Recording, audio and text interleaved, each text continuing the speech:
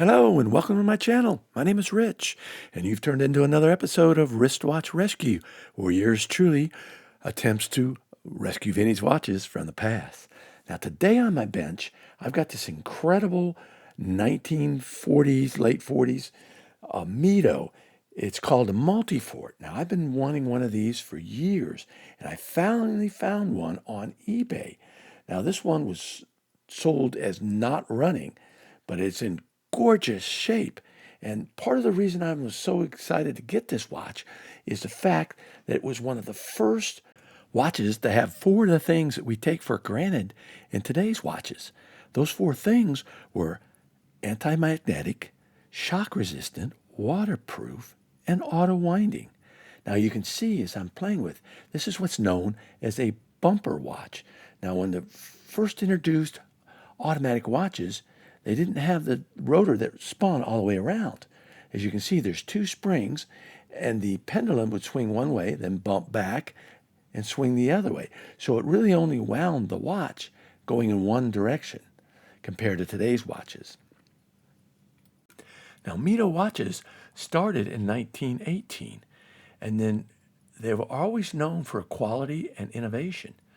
This Multifort actually was introduced in 1934. And for a 75-year-old watch, it's in fantastic shape. Now, I've got to figure out why it's not running, but all the pieces and parts appear to be there. So we just got to dig into this thing. We're going to give it a full service. And what that entails is taking it completely apart, cleaning it, putting it back together, and of course looking for broken pieces and parts along the way. And then lubricating it and seeing how well it'll run. The Multifort was Mido's best-selling watch for over 2 decades, and it put them on the map as a quality Swiss brand watch. Because before that, they were just one of the pack. But after they introduced the Multifort, their sales took off and they were recognized for their innovations. As I started to take the keyless works apart, I noticed this unusual spring. Now, it's connected to the yoke, the end of the yoke, and then when you pull the crown out, it rubs up against the mainspring barrel. So my only conclusion is that it's a hacking mechanism. I've never seen one like this, so it's new to me. But when I push it back in, it frees it up. So it's quite a different type of innovation, and I didn't know Mido had this thing. I'm going to start taking the keyless works apart first on the dial side of the watch. And I've got this cool little tool. It's called a cannon pinion remover. Now, the cannon pinion is what actually turns the minute wheel, and then it also inadvertently turns the hour wheel. And then the seconds wheel or pinion comes up through the middle of it. Next, I want to take off this setting lever spring because it covers up a lot of pieces and parts that we need to remove. Now, the setting lever spring is actually what gives you the click when you pull out the stem because it has that little spring on the end. We'll get the minute wheel. Now, why that's called the minute wheel, nobody really seems to know. But first, I want to take off the yoke spring. And I'm using that yellow or that orange stick to keep it from flying away. And then I can gently lift the yoke out. And then see how it's attached to that other spring on the very tip that I was talking about earlier? Unusual. Then we get the sliding pinion out and this little intermediate wheel. Now, the little intermediate wheel is what lets you set the time in the motion works. And then the setting lever. And you loosen the screw and it falls off the other side. With the watch turned over, I'm going to take off this bump mechanism. Now, it's unusual, but it has 2 screws, and they're the longest screws I think I've seen in a watch in years.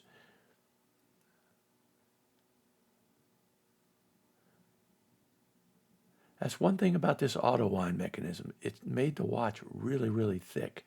Then there's this tiny little screw that actually fastens the undercarriage of it to the chassis of the watch. So now I can lift this entire mechanism off and we'll take it apart completely a little bit later. And of course, now that I can get to the balance complete, I want to get it out of there because it can be damaged very, very easily. Now, I'm not sure if that's not why that balance is not working or what. But now, wait a minute. What in crazy name? Look at is anybody seeing that what I'm seeing? The pallet fork is in there upside down. And look at that. One of the jewels is broken. Here, I put it under the microscope and you can see that on the left. It should look like the right, but it doesn't. So somebody has got in there and broke the jewel and then put it back into the watch upside down. So somebody's been in this watch, don't know who. So let me continue to take off this auto winding mechanism. It's a lot different than any of the auto winds that I've seen in more recent watches. Let's see, under this little cover plate, there's a click spring that lets the wheel only turn one direction. And then there's these two dials underneath. Now, let's see what happens when I take this off. It seems to be spring-loaded. Okay, wait a minute. Where's that other wheel gone? Oh, there it is. It fell off. So that goes right in that hole. And then, okay, there's a wheel underneath. Underneath the silver gear, there's this little tension spring. So I'm going to remove it. And it actually has a hole that goes over the setting lever post. I guess the setting lever post was in the way. There we go. We'll pop that spring off after we took the screw out.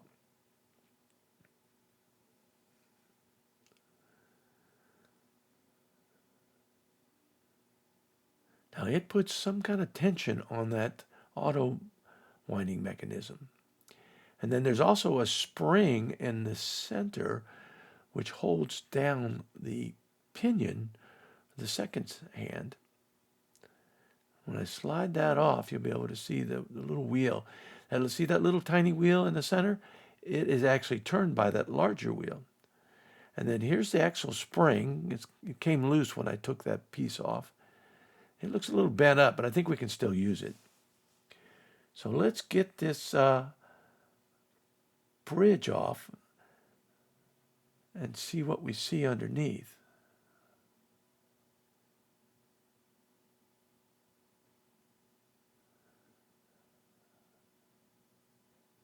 Well, let me get that little that second pinion out of there. It's very delicate. It doesn't look, the watch looks pretty clean, so somebody's been in here and serviced it. And I'm just going to slide that escape wheel out of there before I pull that out, because that large wheel, I'm not going to take it apart. I'm going to leave it on that bridge. It'll clean up just fine and we won't have to deal with it.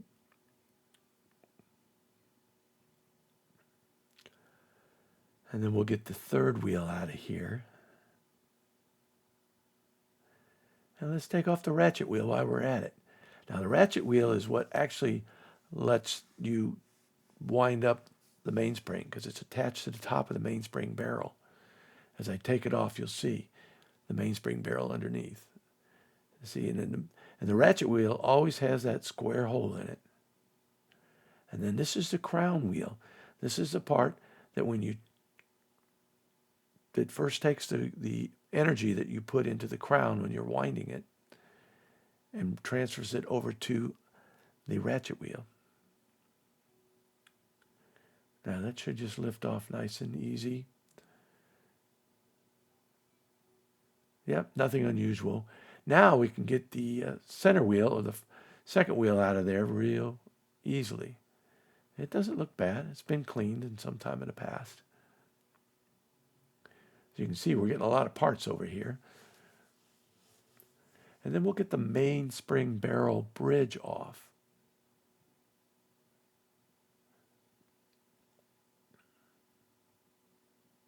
Just gently pry it up.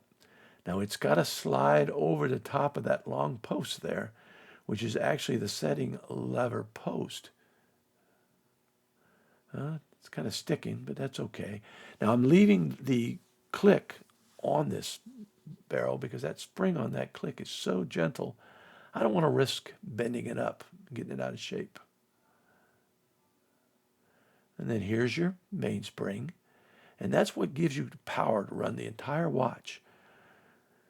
As you see, when I open this up, you'll see the spring inside. And what happens with a watch is it's wound up around the arbor there in the center that I'm taking out. It slowly releases its energy, which then goes down the train of wheels and goes into the escapement and eventually ends up at the pallet fork. But this is the energy that the entire watch runs off of. And after 85 years, I think I'm going to put a new one in. So here are all the pieces and parts. And now I'm going to put them in the cleaning baskets. I'm going to speed this up so you don't have to watch this tedious little part of the process. But then once they're all in there, I'll put the lids on them, stack them under the basket.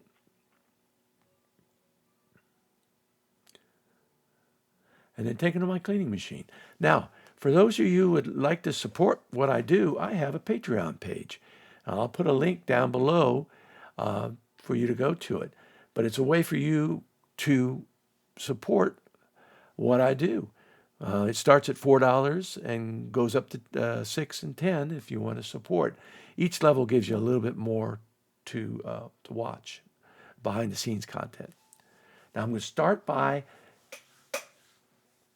lubricating the mainspring barrel, because here again, this is a auto wind, so that barrel, that mainspring has to be able to turn inside that barrel, because the auto wind will keep winding even if, unlike a manual watch, it has to keep moving, so it needs to slide inside the barrel.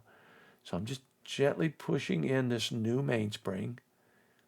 Easy. There we go. Takes a couple of sticks.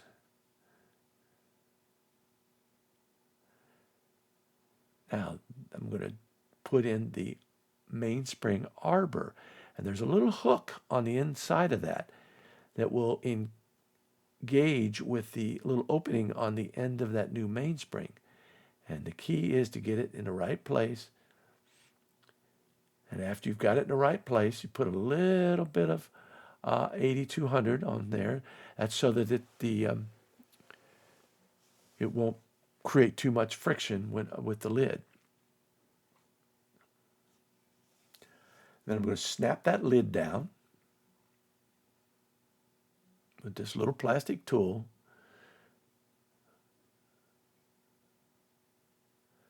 And then as I put the barrel into the plate, I'm going to put a little lubricant at the bottom of it too, so it'll run just fine. Now I'm putting the center wheel back in.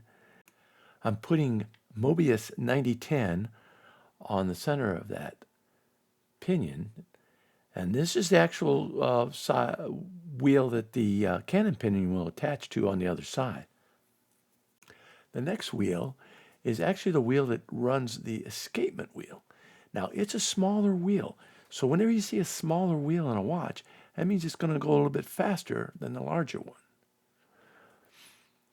With that complete, I can drop the barrel bridge on, and then we'll slide the escapement wheel. Now the escapement wheel is always the one with the funny little teeth, and it's actually what engages with the pallet fork. But it's got to move a little bit faster than those other wheels, okay? Now this guy we've got to slide in from the side because there's two wheels on this bridge. So I'm gently going to slide it in. And see, the bottom wheel that you can't see there will actually engage underneath of the second wheel there. And then it brings the energy to the top of the bridge, which in turn will engage with that second pinion, which will turn the second hand on the dial.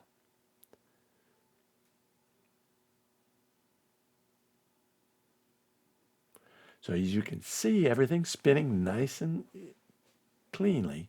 That's what you want to see. So let's start by putting the crown wheel back together. It's got 2 screws. And what it does is the center part of that crown wheel is stationary, but the gear on the outside will turn as you wind the stem. And in fact, that gear engages with the ratchet wheel and sends the power on to the mainspring barrel. So here's the ratchet wheel. I'm holding the click spring back so I can get that square hole on top of the arbor. Now I'm going to start this ratchet wheel screw, but I'm not going to tighten it all the way down because I still have that click underneath that wheel. It just makes it a little easier to make it hold before I can get that click moved over. So here, what I'm going to do is just move the click over, and then the wheel will drop down into its place, and I'll finish tightening it up. With that said, I've got to do something with this pallet fork.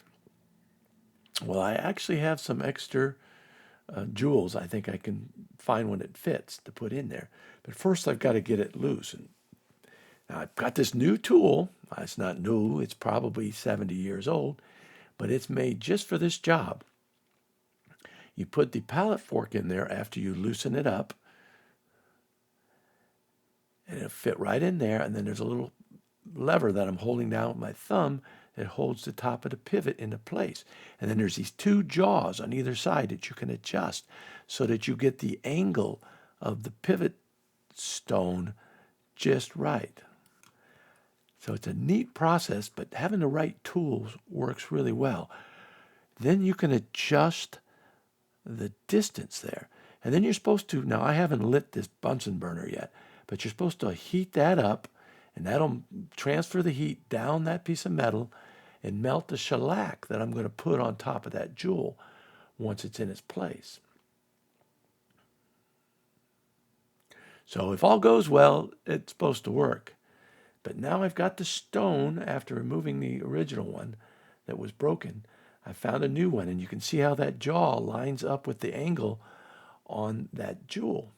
So what I'm going to use is some shellac, and this is how it comes. Now this is definitely a lifetime supply here, but you use so small amount of this, it's kind of crazy. But what I found is trying to heat that new tool I got up and making it work is kind of tedious. So what I'm going to do is put the shellac in this little teaspoon, or actually it's a teaspoon, quarter teaspoon. And I'm going to heat it up. Now I'm getting my handkerchief just in case this thing gets hot. But I'm going to warm it up. And then I'm going to dab it on because the tool is great to hold it, but it wasn't so great. I tried it earlier. It wasn't so great for melting the shellac.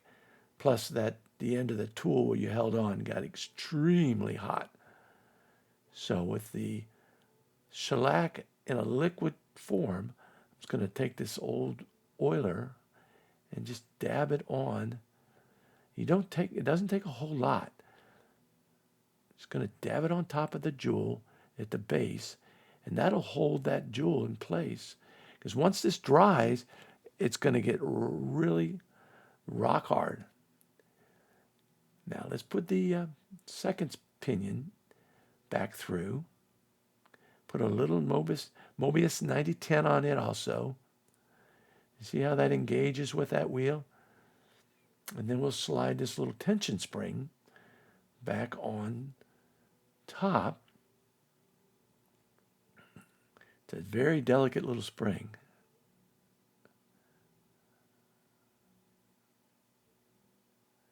And just one little screw will hold it down. And what that does is keeps that pinion pushed, gives pressure down on that pinion. With that complete, I can put my rebuilt pallet fork back in there, and we'll see if this watch is going to run, because we still don't know if it will. Once that's in there, I'm going to put the pallet fork bridge or back on there. Some people call it a cock. I don't refer to it that. It's kind of a derogatory name. So with one screw, that's what holds the jewel and the plate in place. And you can see it's moving nicely. I don't have a wind on it. But before I put the balance back in, I want to get this auto winding mechanism put back together. And it has a little clutch teeth on the bottom of this. When I took it out, I didn't notice it. But what it is, there's a two-part to it. Now I understand more what that tension spring was made to do. It keeps that bottom part pushed up into that clutch part of the silver wheel there. So with this back on, you can see that spring will stand up and it'll push up into that wheel. See the gap? Now you can see it. I'm tilting it because I don't want that little piece to fall off. And I'm setting it right on top of that tension spring. It's kind of a tedious little process. But once it's on top, you can see how it bounces up and down.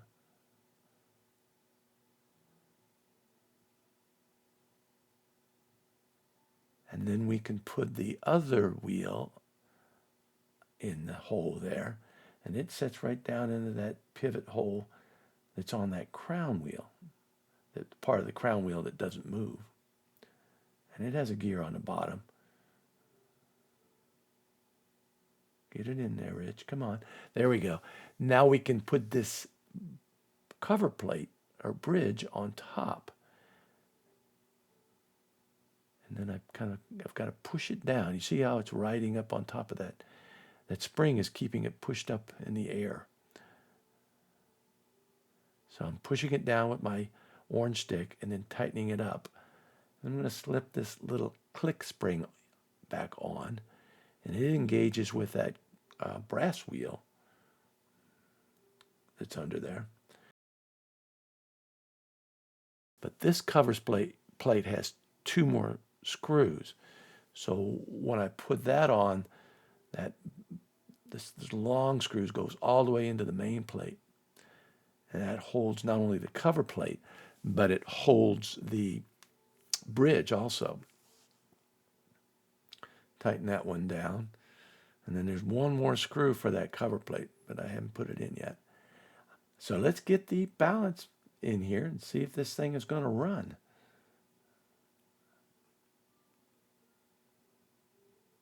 Sure enough, fired right up. Boy, that's a good thing to see. Now we're going to have to put it on the time grapher to see what we've got, because I don't, it all is a very fine dance between the pallet stone that we replaced and the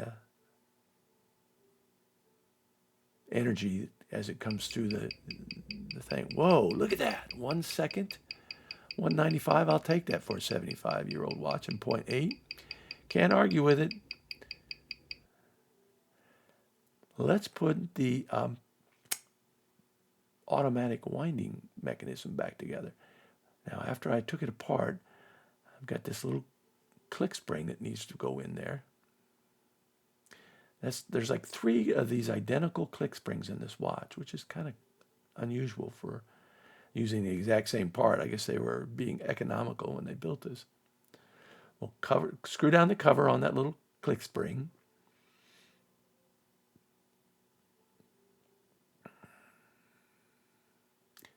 And then with it flipped over, I'll put a little of the HP 1300 oil. It's a synthetic oil. I've just started using it. I really like it now. And then we'll set this into the peg. You got to get it in the hole there, Rich. Come on. And then there's a cover plate. Got to get it lined up. There's two little pegs there. Get everything lined up. And then this little screw will put the tension between the upper plate and the lower plate. And now it will move freely. As you can see, it's going to go back and forth. And it's got that little ratchet so that brass gear inside only moves one direction. Now we're going to set it on top of the movement. Screw it down first to the chassis with this little screw there. And then put these longer screws. They go all the way through that one bridge and go into the main plate.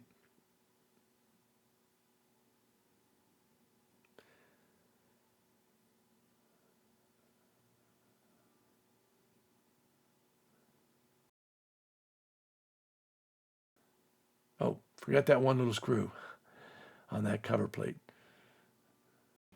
With this side finished, we'll go back over to the dial side, put the hour wheel on, and now before any of you catch it, I forgot the dial washer, but I'll have to go back and put it on later because that's what puts tension between that hour wheel and the back of the dial. Just push it down into the hole. Now this dial has two screws on the back side. They're not on the side of the movement. Just kind of twist them over. And now we'll put on the hour hand first. Just gently set it on there. This one doesn't really matter if it's exactly on anything when you put it on. And I come down with my little press and get it on there nice and easy. That press gives nice, even, easy pressure on it. Then what I do is run it up to midnight and then put the minute hand on and go to a smaller. You can see that one's got the red band. That's a little bit smaller hole on the tool. And then we'll drop the seconds hand on. You know, there it goes. It's running. And then I'll just take the blue pusher and push it down. And with that said, I need to get the stem out so that I can put it in the case. But before that, I'm going to blow out the glass and blow off the dial so there's no hair or debris in there. Gently set it in there. Boy, that looks good. Flip it over. Put the stem back in.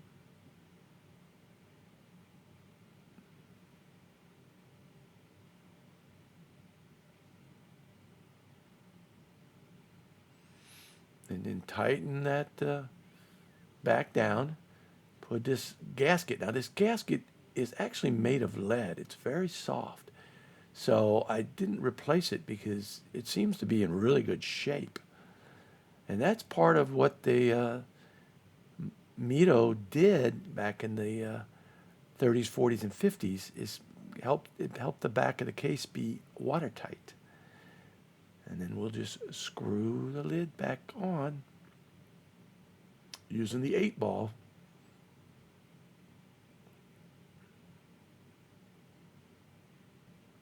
And boy, it looks nice. I love it. Can't get any prettier than that. And now I've chosen this racing band, as it's called. It's got the holes in the leather. I love those. We'll just push our little spring bar in and then line it up and click it in. Use my little spring bar tool. Same thing for the other side.